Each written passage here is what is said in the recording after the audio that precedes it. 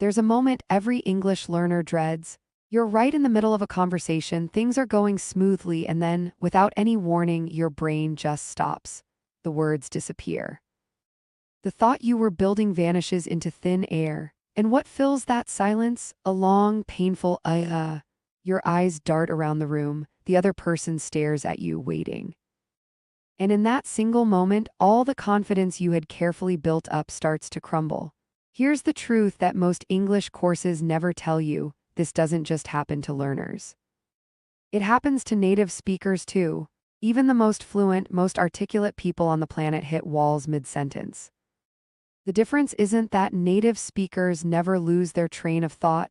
It's that they've quietly mastered a set of tools that keeps them talking even when their brain is momentarily offline.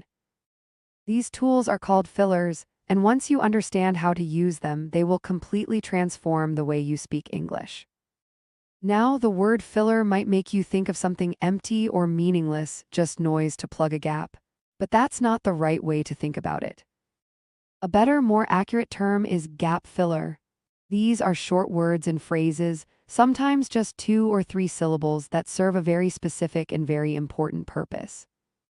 They hold your place in the conversation. They signal to the other person that you haven't finished speaking, that your thoughts are still forming, and that something meaningful is coming next. They buy you exactly the time you need to think without making you look lost or unprepared. Every language in the world has its own version of these gap fillers.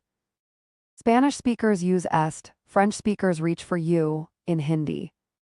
You might hear MATLAB or whoa. These aren't signs of weakness or poor language skills, they are a natural and deeply human part of communication. The problem only arises when people default to meaningless sounds instead.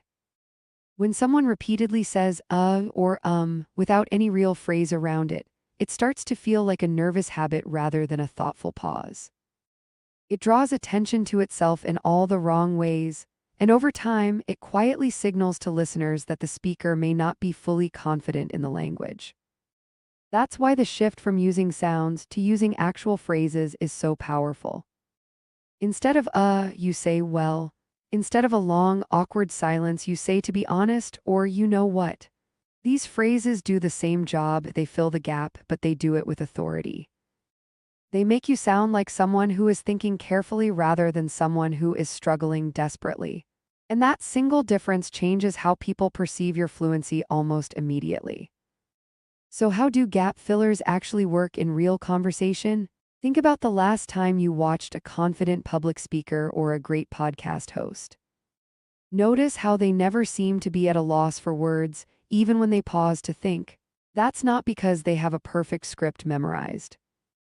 It's because they've internalized certain phrases that automatically kick in whenever a pause is needed.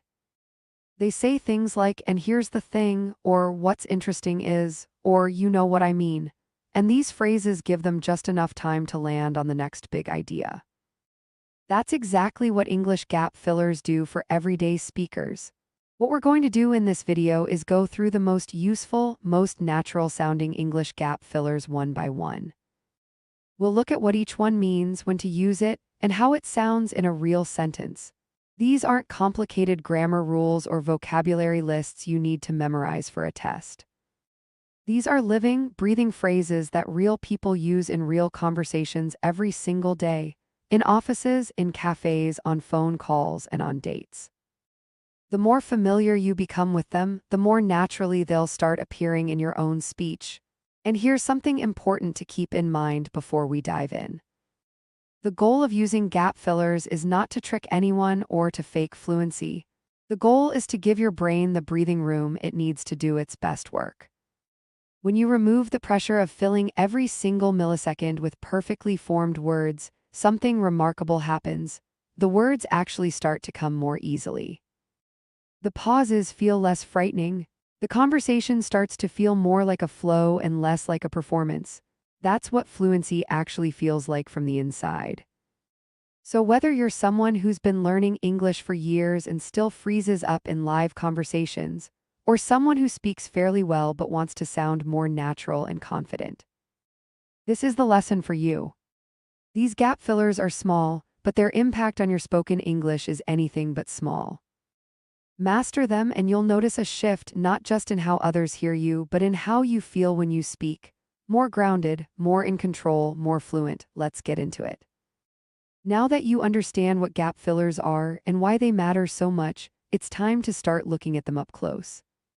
We're going to begin with a phrase that feels almost conversational in the most casual, friendly way possible, and that's exactly what makes it so useful.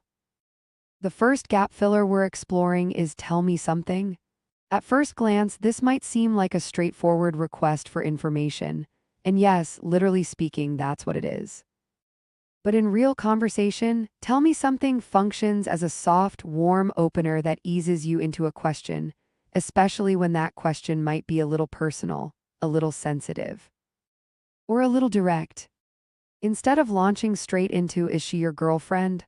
with no lead up at all, you say, "Tell me something, is she your girlfriend?" Instantly. The question feels less like an interrogation and more like a friendly conversation.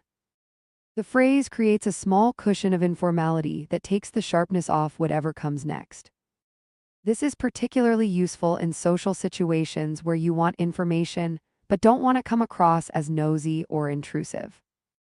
Think about a workplace scenario where you've heard rumors about a colleague getting a promotion. You don't want to ask bluntly. So instead, you walk up to them and say, "Hey, tell me something, is it true you're moving to the new department?" The filler softens the entry point and makes the whole exchange feel natural rather than awkward. The second filler is one that handles a completely different kind of conversational moment. The moment when someone drops a piece of news so unexpected that your brain genuinely cannot produce a response fast enough. That phrase is "don't tell me." Now, unlike our first filler, this one carries a clear emotional charge. It expresses disbelief, shock, or surprise. Imagine a friend rushes up to you and says, "You won't believe what just happened, Sarah quit her job." And you, completely caught off guard, say, "Don't tell me." Those three words communicate everything: the shock, the disbelief, the need for a second to process what you just heard. What makes "don't tell me" such an effective gap filler is that it actually sounds like a complete and appropriate reaction, even though you're really just buying yourself time. The other person hears it and knows you're engaged, surprised, and present in the conversation. You're not silent, you're not awkwardly staring. You've responded, and responded in a way that moves the conversation forward naturally. After you say it, the pressure releases, your brain catches up, and then you can follow up with something more specific. The third filler is one of the simplest, most universal sounds in the English language: "wow." Now you might be thinking, that's just an exclamation, how is that a gap filler? And that's a fair question. But think about how "wow" is actually used in conversation. It's rarely just one word standing alone.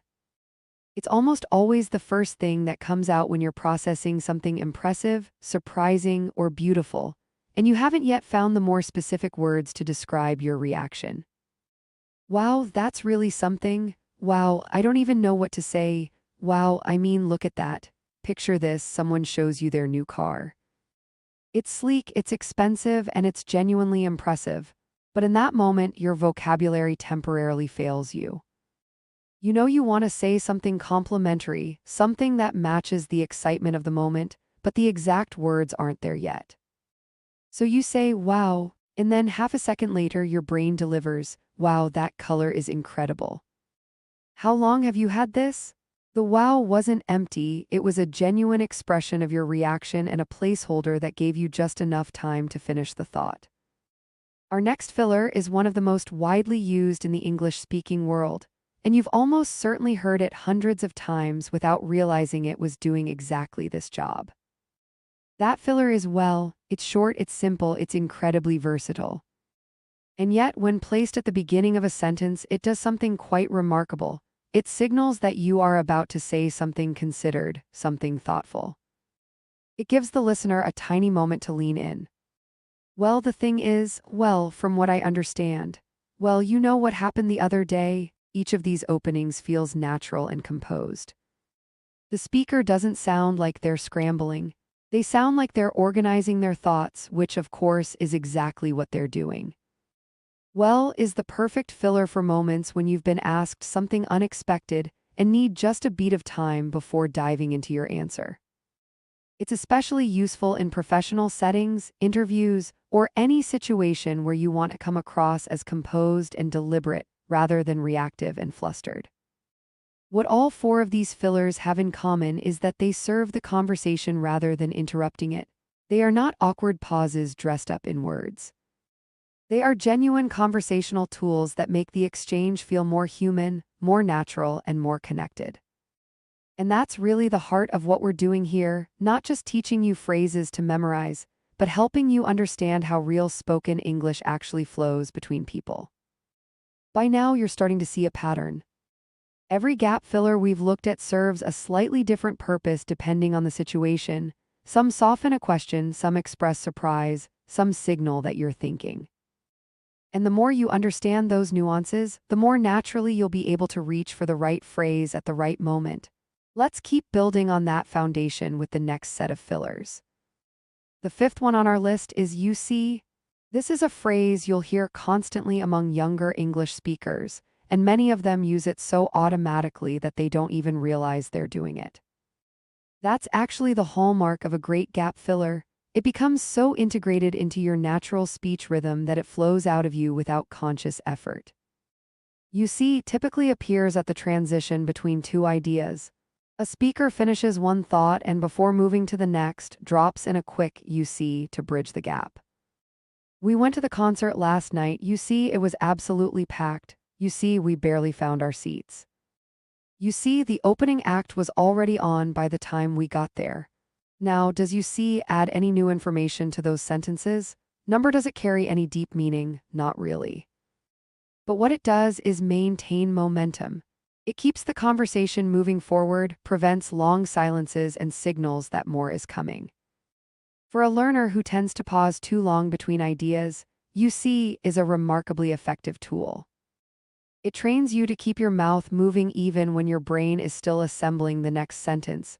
And with practice, the gap between the two gets smaller and smaller. The sixth filler is one of the smoothest and most sophisticated on our entire list. By the way, what makes this phrase special is that it feels like it's doing something very specific, introducing a new thought or a slight change of subject, when really, it's often just helping a speaker transition out of one idea and into the next. "By the way, did you see the game last night? By the way, what did you think of the presentation? By the way, I've been meaning to ask you something." Each of those openers sounds intentional and smooth. The listener doesn't hear someone fumbling for words, they hear someone naturally steering the conversation. That's the beauty of "by the way." It's a filler that disguises itself as a transition, and because it does that so well, it's one of the least noticeable gap fillers you can use.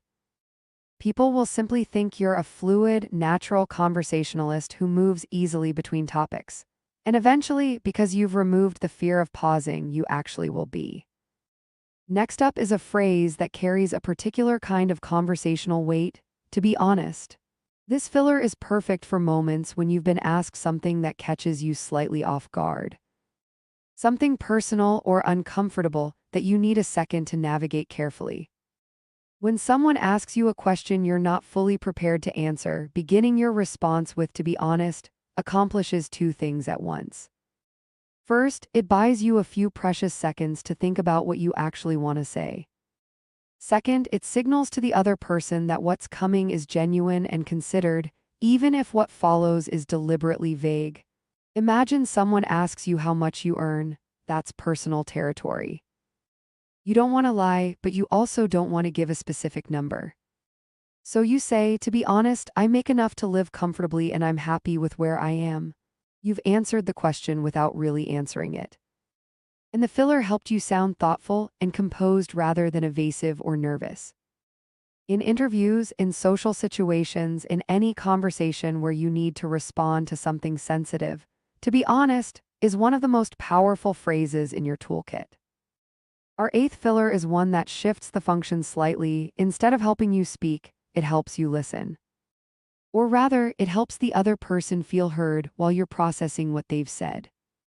That filler is "exactly," rather than the simple repetitive "yes, yes, yes," or the even more minimal "hmm." Saying exactly tells the other person that you don't just hear them, you genuinely agree, you understand their point completely. And you're fully present in the conversation. Think about how that lands differently. Someone makes a point about a movie they loved and you respond with exactly. It feels like you're connecting with them, validating their thought, building rapport. It elevates the conversation from a mere exchange of words into something that actually feels like understanding. And in the moments between their point and your full response, exactly fills the space gracefully. You're not scrambling, you're agreeing, and from there you can expand naturally. These 8 fillers, tell me something, don't tell me, wow, well, you see, by the way, to be honest and exactly, represent a genuinely powerful starting collection. Each one handles a different emotional and conversational situation. Together, they give you a flexible, natural-sounding set of tools that you can begin using immediately. We're now past the halfway point of our filler toolkit, and hopefully by now the concept has really clicked for you. You've seen how these phrases work not just as space holders but as genuine communicative tools, each one carrying its own tone, its own emotional register, and its own specific use case. The next few fillers we're going to look at are equally powerful, and some of them are so commonly used by fluent speakers that once you start noticing them, you'll hear them absolutely everywhere. Let's start with no way. This is one of those expressions that packs an enormous amount of emotional content into just 2 syllables. Like, don't tell me, it's a reaction filler. It's what comes out of your mouth when something surprises you so much that your brain genuinely doesn't have time to form a more elaborate response. Someone tells you that a mutual friend failed an important exam, got a massive promotion, or did something completely unexpected, and before your brain can even begin to process the full implications of that information, out comes no way. What's interesting about no way is that it's both a filler and a complete conversational move. It tells the other person that you're surprised, that the news has landed, that you're engaged, and it invites them to continue. After no way, the natural flow is for the other person to elaborate, to confirm, to add more detail. No way. Are you serious? No way. When did that happen? No way. I can't believe that. The filler does the work of keeping the conversation alive while your brain races to catch up with the new information. Now let's look at you know. This one is fascinating because it's so similar in function to you see, yet it has a slightly different feel. Where you see often appears at the beginning or middle of a sentence as a transition bridge.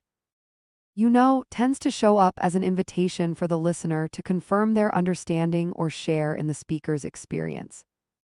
It was such a long day, you know. She said something that just hit differently, you know. I've been trying so hard and it just doesn't feel like enough. You know, that last word, no, turns what might have been a statement into something more collaborative. It pulls the listener in. It says, I'm not just talking at you, I'm talking with you, and I want to make sure we're on the same page. For English learners, you know is particularly valuable because it does this heavy interpersonal lifting while also giving you that familiar beat of time to gather your next thought. It's both a connection tool and a gap filler, and that dual function makes it one of the most useful phrases on this entire list. Our next filler is basically. Now, basically is slightly different from the others we've discussed because it actually implies something about the content that follows. When you say basically, you're signaling to the listener that you're about to simplify something, to boil a complex idea down to its essential core. This makes it particularly useful in longer conversations, presentations, or explanations where you've been covering a lot of ground and need to land on a key point. Basically, what I'm trying to say is, basically, the whole situation came down to one decision. Basically, we ran out of time, but here's what happens in practice. People also use basically when they're not simplifying anything at all, they're just buying time. And it works because basically sounds purposeful and intelligent. Listeners lean in slightly, expecting a concise and clear point. That expectation itself gives you the social cover to take an extra second to gather your thoughts. Nobody notices you paused, they just think you're about to make a really clean, clear point. And then, because you took that extra second, you often do. For anyone who gives presentations, speaks in meetings, or teaches, basically is worth its weight in gold. It's the filler that makes you sound like you're in complete command of complex information, even in the moments when you're still organizing it. Used thoughtfully and not too frequently, it elevates your spoken English significantly. The final filler in our list is certainly, like exactly, this one is an acknowledgement filler. It's used to affirm, to agree, to confirm. But where exactly feels like a peer-to-peer agreement between equals, certainly carries a slightly more formal, more assured tone. It's the kind of word you'd use in a professional setting, in customer service, or in any conversation where you want to project confidence and clarity. Certainly, I can help you with that. Certainly, that's a great point. Certainly, let me look into that for you. What certainly communicates beyond its literal meaning is that the speaker is calm, capable, and in control. It creates an impression of quiet authority, and in the half second it takes to say it, you've bought yourself just enough time to actually think about what comes next. That's the filler at its finest, not just filling space, but actively shaping how you're perceived while doing it. So now you have a complete collection, 10 carefully selected gap fillers, each designed to handle a different situation, a different emotional moment, a different point in the flow of conversation. But knowing these phrases is only part of the work. The next step is understanding how to actually bring them into your life. How to move them from something you've seen in a video to something that comes out of your mouth naturally and automatically when you need it most. The first thing to understand about building this kind of automatic fluency is that it doesn't happen through memorization alone. You can read a list of gap fillers 100 times and still freeze up the moment you're in a real conversation, because the gap between knowing something and using it under social pressure is wide. Closing that gap requires one thing above everything else: practice in conditions that simulate real conversation. That means speaking out loud regularly, even when nobody is listening. One of the most effective techniques is what language coaches often call self-narration. This is exactly what it sounds like. You narrate your own day, your own thoughts, your own actions. Out loud in English. As you make your morning coffee, you talk through it. Well, I'm just putting the kettle on.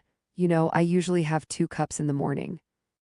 Basically, it's the only thing that really wakes me up. It sounds a little strange at first, but what it does is extraordinary. It forces your brain to generate spoken English continuously, without a script, without preparation, and in doing so, it trains you to reach for fillers automatically whenever a gap appears. Another powerful method is shadowing. Find videos, podcasts, or interviews with native English speakers, particularly casual, unscripted conversations, and listen carefully to how they speak. You'll start to notice how often they use the very phrases we've been discussing. A talk show host says, well, at least a dozen times in a single episode. A podcast guest says basically every time they transition to a new point. A YouTube creator says, by the way, every time they introduce a new topic. Once you start hearing these patterns, you can begin mimicking them, not to copy anyone's personality, but to absorb the rhythm of natural spoken English into your own. It's also worth understanding that not all fillers are appropriate in all contexts. This is an important nuance that's easy to overlook when you're first learning these phrases. Wow and no way are perfect for casual social situations, but would sound out of place in a formal business presentation. Certainly, and to be honest, work beautifully in professional settings, but can sound slightly stiff in a relaxed conversation with friends. The key is to build context awareness alongside vocabulary awareness, to understand not just what each filler means, but when it belongs. Think of your gap fillers as a wardrobe. Just as you wouldn't wear a formal suit to a beach party or flip-flops to a job interview, you choose your fillers based on the setting, the relationship, and the tone of the conversation. Over time, this contextual judgment becomes instinctive. You stop thinking about which filler to use and simply reach for the right one, the way a fluent speaker does without conscious deliberation, just natural situational awareness. There's also a subtler benefit to learning gap fillers that rarely gets mentioned, and it's worth taking a moment to really acknowledge it. When you have a reliable set of phrases to fall back on, your overall anxiety around speaking English drops significantly. One of the biggest barriers most learners face is not a lack of vocabulary or grammar knowledge, it's fear. Fear of the pause, fear of the blank moment. Fear of what people will think if you hesitate. Gap fillers directly address that fear by giving you a safety net. You know that even if words momentarily escape you, you have something to say. And that knowledge, paradoxically, makes the words come more easily. Confidence and fluency have a reciprocal relationship. The more confident you feel, the more fluently you speak. The more fluently you speak, the more confident you feel. Gap fillers, humble as they are, help initiate that cycle. They give you enough confidence to stay in the conversation, and staying in the conversation is what builds fluency over time. There's no shortcut, but there is a starting point, and these phrases are it. We've covered a lot of ground together in this video, and before we wrap up, there's one more strategy that ties everything together, something that works hand in hand with every single gap filler we've discussed, and that many confident English speakers use without even realizing it. That strategy is simply this: repeat the question. It sounds almost too simple, but think about how powerful it actually is. Someone asks you a question you're not ready to answer. Maybe it's personal, maybe it's complex, maybe you just need a moment to think. Instead of falling silent, instead of reaching for an or a blank stare, you simply echo the question back. How old am I? Well, let me think. I'm somewhere comfortably in my late 20s. What do I think about the project? You know, I think it's actually heading in a really interesting direction. Why did I make that decision? Basically, it came down to timing. Notice what's happening in each of those responses. The repeated question gives you 2 or 3 extra seconds. The gap filler that follows gives you another second or 2. And by the time you're done with both, your brain has had all the time it needs to find the right words. The whole exchange sounds smooth, considered, and confident. Nobody watching from the outside would ever guess that you were buying time. They'd simply think you were someone who chooses their words carefully, which, in a way, is exactly what you're doing. This technique is especially powerful in high-pressure situations like job interviews. When an interviewer asks you, "Tell me about a time you faced a significant challenge at work," you don't need to launch immediately into an answer. You can say, "A significant challenge at work, well, there's actually a great example that comes to mind." In those few words, you've repeated the key phrase, introduced a filler, and bought yourself the time to recall the actual story. You sound thoughtful, prepared, and articulate, all because you gave yourself permission to pause without going silent. It's also worth noting that combining techniques is far more effective than using any single strategy in isolation. A repeated question followed by a well-placed filler followed by a smooth transition into your actual answer, that's a complete conversational move. How do I feel about the changes? To be honest, I think there's a lot to unpack there. Basically, my feeling is that the direction is right, but the execution needs work. That response uses question repetition, 2 fillers, and a clear, confident answer. It sounds like someone who is completely in command of their thoughts and their language. Now, one thing worth addressing before we close is the question of overuse. Like any tool, gap fillers can be overused, and when they are, they start to work against you rather than for you. If every single sentence you speak begins with basically or ends with you know, listeners will start to notice the pattern. And the filler that was meant to make you sound natural will begin to make you sound like you're on autopilot. The goal is to use these phrases strategically and sparingly, as genuine aids to your fluency, not as verbal habits that run on a loop without purpose. A good rule of thumb is this: if you catch yourself using the same filler more than 2 or 3 times in a short conversation, consciously switch to a different one. If you've been leaning heavily on, well, try to be honest for a while. If you know is appearing in every sentence, reach for you see or by the way instead. Rotating through your collection keeps your speech varied, dynamic, and natural sounding. It also forces you to stay present and aware in the conversation, which in itself makes you a better, more attentive speaker. Let's do a quick recap of everything we've covered, because this is genuinely a lot to take in. We started with the foundational insight that gap fillers are not signs of weakness. They are sophisticated conversational tools used by fluent speakers in every language on Earth. We then walked through 10 of the most useful English gap fillers. Tell me something for softening personal questions, don't tell me for expressing shock. Wow for those moments when words temporarily fail you. Well for buying composed, thoughtful time. You see for bridging between ideas, by the way for smooth topic transitions. To be honest, for navigating sensitive questions. Exactly for affirming and acknowledging. No way for moments of genuine surprise. You know for inviting connection and shared understanding. Basically for signaling a clear, concise point, and certainly for projecting calm, professional confidence. We also explored how to actually build these into your natural speech through self-narration, shadowing, and contextual awareness. And we wrapped up with the incredibly simple but wildly effective technique of repeating the question, a move that, combined with a well-chosen filler, can make any speaker sound remarkably polished and assured. The journey to spoken fluency is rarely a straight line. There will still be moments when the words don't come as quickly as you'd like. There will still be conversations that feel harder than others. But from this point forward, you have something you didn't have before, a real, practical toolkit that gives you a way to handle those moments with grace instead of panic.